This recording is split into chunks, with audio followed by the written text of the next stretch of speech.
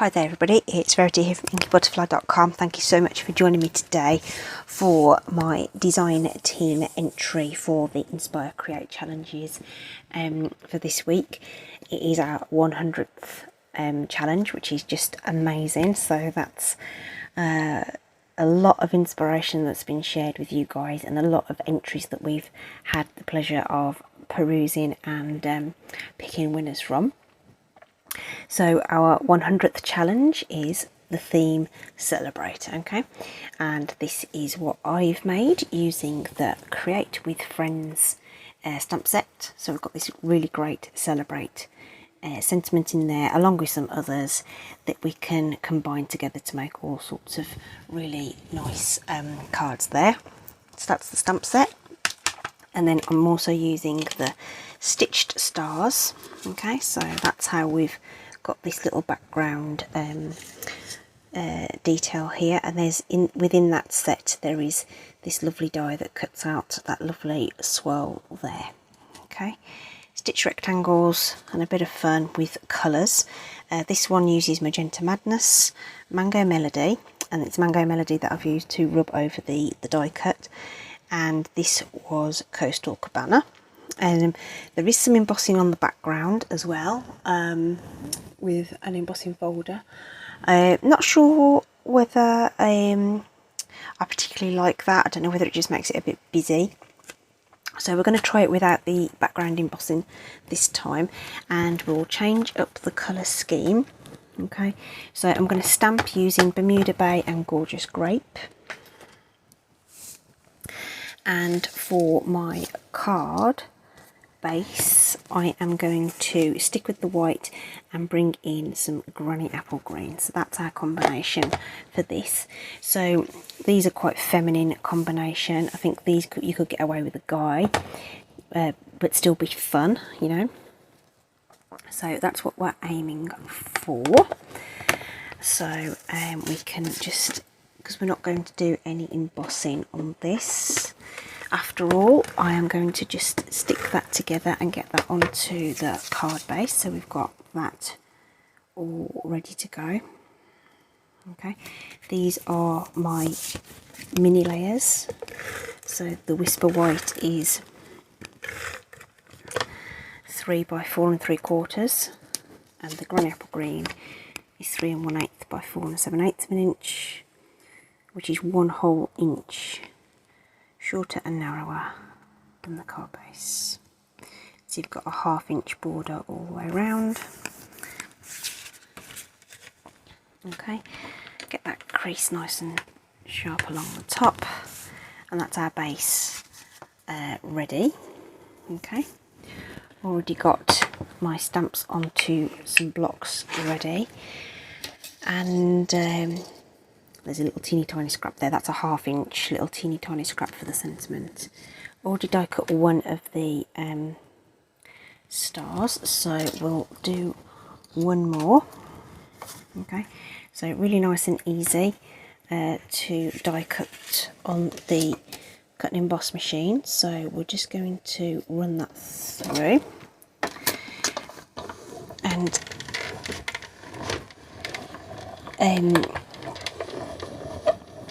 what I wanted to just quickly show you on here was that when you lift this away, you actually get some great little stars as well.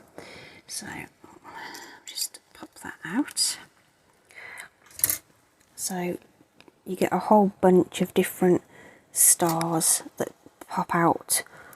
They're kind of the negatives, but if you wanted to retain those and use them as embellishments for other projects, then you could.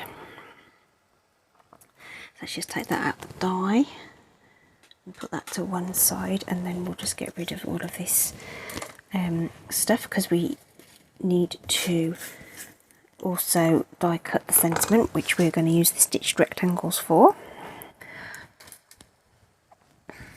Okay, so I'm just going to put that plate back on there. So that's ready to go, and I'm going to be able to get my sentiment across the bottom there. So that star's just hanging on, a little bit of stuff hanging on there. So there's our two die cuts. So on this little bit of scrap here, then we are going to use the gorgeous grape for the main sentiment. So I'm going to put that there so I can die cut it and get that die around that sentiment comfortably. And as I say, we're going to use a stitched rectangle for that. Okay, which we can just put into place with a little bit of tape, and we can run that through the Stampin' Emboss machine.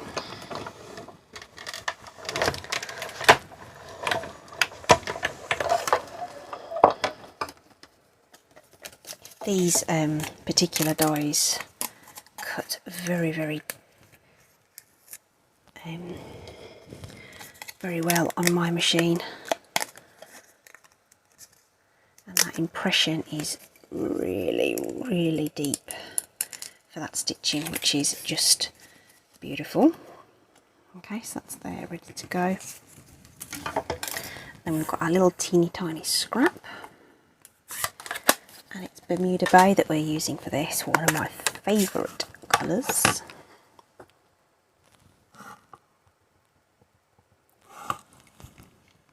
So just getting that over that little teeny tiny scrap there, and we're going to trim that down with our paper snips.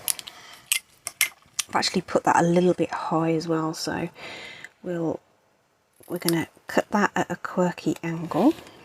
If you want it to mirror, then just move your piece of card across and then snip there. As I say, I've just stamped that a little high, so I'm just going to take off the bottom there. On the other one I didn't do that because I got the stamping right, so there's always a way to solve these things if you go a little wrong. I'm going to put some dimensionals on the back of this ready, so some big ones on here, so we'll probably just put a few on there, and then we'll need some baby ones on the back of this. Okay, so that we can slot that on, so that's ready to go. So our card, then we need to apply some ink to this, so we're going to do that using blending brush and some scrap paper. So I just have bits of grid paper that I use for this kind of thing. I use it for, you know, testing out stamps and all that kind of stuff. So I'm going to do this in the same colour as the small sentiment, just like we did on this. So that was Mango Melody, so I'm going to use Mango Melody. That was Mango Melody, so I used Mango Melody. So in this case we're going to use Bermuda Bay. I'm only going to put the merest amount of ink on here, because the idea is that it's coloured but not too overpowering, and I'm just going to really rub gently over this detailed die. It's a nice soft brush, so as long as you don't go too heavy-handed, shouldn't get it pulling too much. So there's hardly any ink on there at all, but against the white it will just pop out a little bit. Okay, might add a little more though. That is quite pale. I just don't want to go too heavy, that's all. I'm not particularly going for an even coverage. I just want it to look nice. And then we'll do the same on this one. So just take off a lot of the ink onto the scrap and rub it over. Just hold it down so you don't over pull any of these lovely little details. What you could do is actually apply ink to the cardstock before you die cut it, if you're worried about doing this. And then if you're a little heavy-handed, you can kind of use the edges of it or something. Okay. Just a little more there. There we go. That'll do. So it's just to add just a tinsy bit of colour, and then we're going to use the silicone craft sheet to apply our ink onto, not ink, what's this going to be called? That's glue, that is, onto the back of here. So we're going to put a dollop of glue on here, and I've got a piece of sponge that I've just got in a clothes peg here that I can then dab glue over the back of these.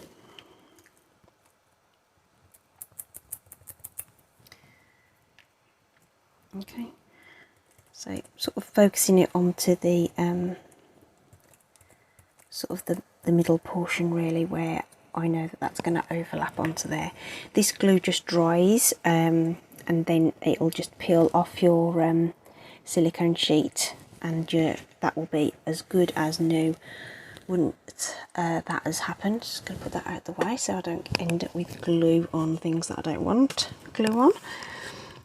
And then we can just position our wonderful little die cuts across our card. They overhang the edge of this central panel, which is nice.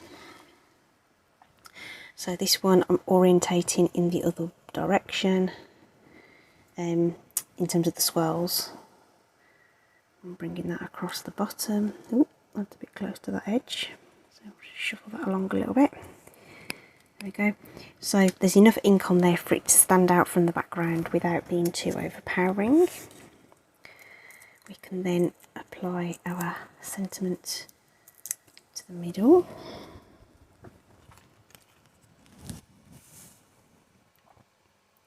So again, that overhangs the granny apple green border, which is cute.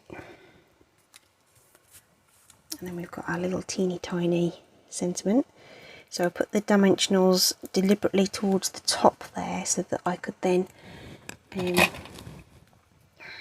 kind of get it to overhang that slightly and just put it on at a bit of a jaunty angle.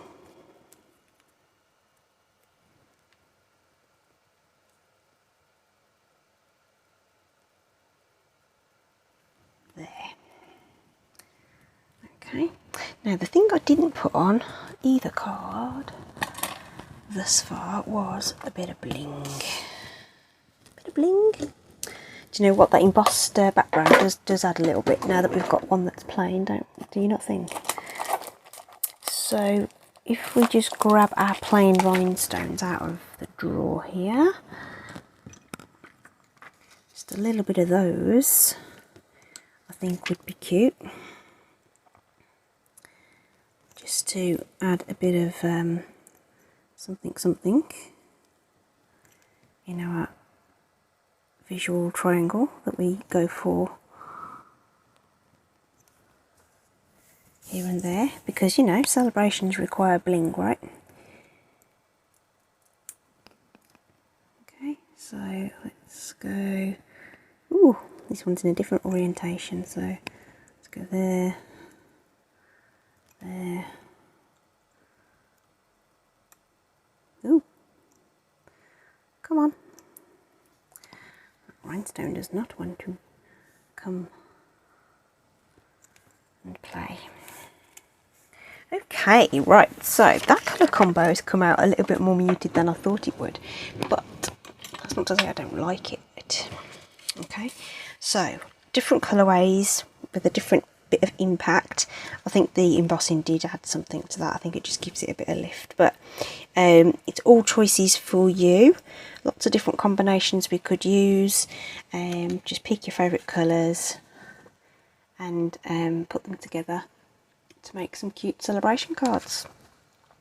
Really hope you are inspired to join in with the challenge. There's a link in the description to the blog post where you can upload your pictures and we will select a winner.